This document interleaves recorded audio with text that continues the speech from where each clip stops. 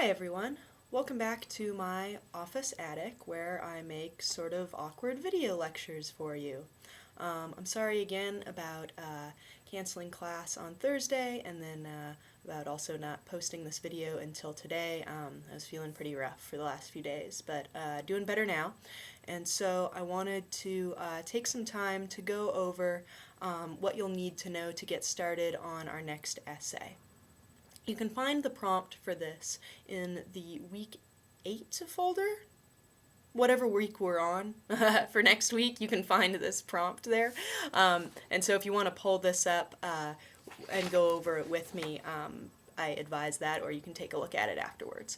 But here's what we're looking at. Argument essay number 1. It's going to go like this. Assignment. Take an argumentative stance in response to a claim made in an article we've read for class. You need not respond to the entire article. In fact, to do so would likely take way more space than allotted for in this assignment. And instead, choose a single assertion put forth by the author in the course of his or her article with which to either agree or disagree. Your argument does not need to be a reflection of your own personal beliefs on the subject. Texts from which you may choose to respond to. Sports: A Defense by Matt Hearn, The Cruelest Sport by Joyce Carol Oates, The Shame of College Sports by Taylor Branch, and Everest Maxed Out by Mark Jenkins. So any of the pieces that we've read for class thus far are fair game, with the exception of Lifelike by Susan Orlean, simply because, as we've discussed, it's a very different type of argument, and so it's sometimes hard to pull out the claims that she's actually making in that piece. So I think it's easier if we stick to these 4 that are a little bit more traditional in their argument structure. Okay, let's move on. Source requirements. Your argument should be supported by a minimum of 5 scholarly sources. In addition to these 5 sources, you are free to use other credible sources, such as interviews, government and/or organization websites, news articles, or popular magazine articles pertinent to providing a context for your argument. However, the majority of your support should come from books or peer-reviewed journals. Format: times 12 to New Roman, double-spaced, 1-inch margins, adherence to MLA formatting with a works cited page. This time we're looking at 5 to 6 pages, but don't worry, you get longer to do it. And then due dates at the bottom, you'll see that I'll want the intro paragraph next Thursday, the rough draft the following Thursday, and then the final draft will be due the Thursday after that. So about 3 weeks for this project. Okay, so let's talk about some of the particulars of this. I say in the top paragraph there that this is your opportunity to argue in support of or against one of the writers that we've read so far. So if there's a piece that we've read that you've absolutely loved and you're like, yes, I agree with that, you can write in support of it, simply adding to the author's claims. Or if there's something where you hated it, you think it's totally wrong, you get to argue why it's wrong. You get to finally argue against it, which you, of course, weren't allowed to do in your rhetorical analysis essays. So it's kind of fun. The thing to keep in mind, and which I mentioned here, is that as long as a 5 or 6 page essay might seem to some of you, it's not actually all that much space. And so you'll want to watch out for, and this is the trap that a lot of students fall into, they want to try and argue against everything the author says. But if you think about, for example, The Shame of College Sports by Taylor Branch, which is a big, huge article, if you try and argue against everything that he says, you're simply not going to have the space for that. Even to try and cover everything that Matt Hearn says would be too much for the size of your article, for all of everything you say to be sufficiently supported. So the better way to approach this assignment is to pick a single claim being made by the author and argue in support of or against that. And that can be the author's main claim, their thesis, their big overall point, or you can pick a smaller sub-claim. Now, some of you might not be totally familiar with this terminology, so let me unpack what I mean a little bit here. So anytime I refer to a claim, that's a statement of belief in an author's argument. And then in order for us to consider that a good argument, all claims have to be sufficiently supported. And we talked about that with rhetorical analysis, right? If we have claims that aren't supported, we have a problem with both logos and ethos because we don't trust the author, we don't see their argument as being logically sound. So we always want claims to be supported. So you guys did some work with identifying claims when we did that assignment. So that's what I mean when I say any claim within the argument, any place where the author is taking a stand. And obviously their big stand is their thesis. That's the main stand. And all of their other claims, ideally, if it's a good argument, are going to connect into the thesis. They're going to be related to it somehow. But anytime you see the author taking a stand, making a statement of belief, that's a claim. And you're welcome to pick up on any of those claims, be they the thesis or a smaller claim within the article, to structure your own argument around, to either disagree with or agree with.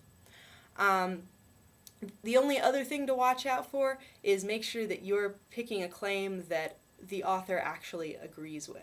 You don't get to pick out a claim where it's them acknowledging a counter-argument and say that they believe that, because that's not actually what they're arguing, and it's understood that that's not actually a position that they're taking.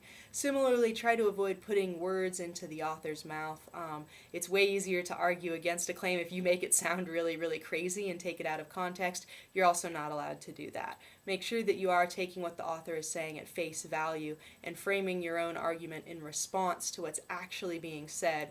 Otherwise, your argument is sort of invalid. So do watch out for that when you're picking a topic.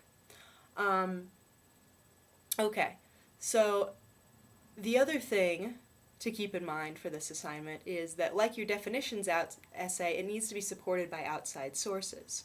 In fact, you need a minimum of 5 of them. The trick this time around is that they can't just be credible sources, they have to be scholarly sources. And the distinction there is, so all scholarly sources are credible, but not all credible sources are scholarly. And the way you distinguish between the two is that scholarly sources, for something to be scholarly, it means that it's been peer-reviewed, meaning that it's usually written by an expert in the field, and peer-reviewed means that it's been reviewed by other experts in the field. And the way that happens is if the piece has been published by a university press or by a scholarly journal. So your options are limited down to things that are contained in books that are scholarly, and also in articles that come from literary journals. And you might think, my gosh, how will I ever find enough of those things? That's a really tiny category.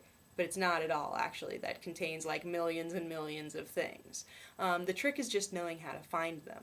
And so below this video on Blackboard, you'll see a link to a second video that will explain how to use the databases available through the library to access scholarly sources. And this is the best way to find scholarly sources, is use the resources available through our library. You all have access to them. The wonderful thing is you don't even have to go to the library to do it. You can do it from the comfort of your own home. So I'll ask that you watch that video after this one so that you can learn how to use the database and specifically how to limit your search so that you're only finding scholarly material. And if you have questions about that, you can obviously email me, but I think that video clears things up pretty well. The only thing to know about that video is that the website that the gentleman who's narrating it is looking at initially is not our school's website. But for you to find the database that he's talking about, all you have to do is go to the Molstead Library, the NIC Library's homepage, and then there'll be a box right in the middle that says like find books, CDs, and DVDs or something, and there's a box right below it that says find articles, and then there's 2 drop-down boxes. You'll select the second one, find database by title. You'll click on the very first one that comes up, which is Academic Search Complete, and that's going to take you right to where the guy in the video is talking about. So if you want to go ahead and do that even before the video starts so you can be looking at the same screen he is, I think that's a good idea if you've never had any experience with using library databases before. But once you're in the database, everything will look exactly the same as what he's talking about. So that's sort of my little explanation of this assignment.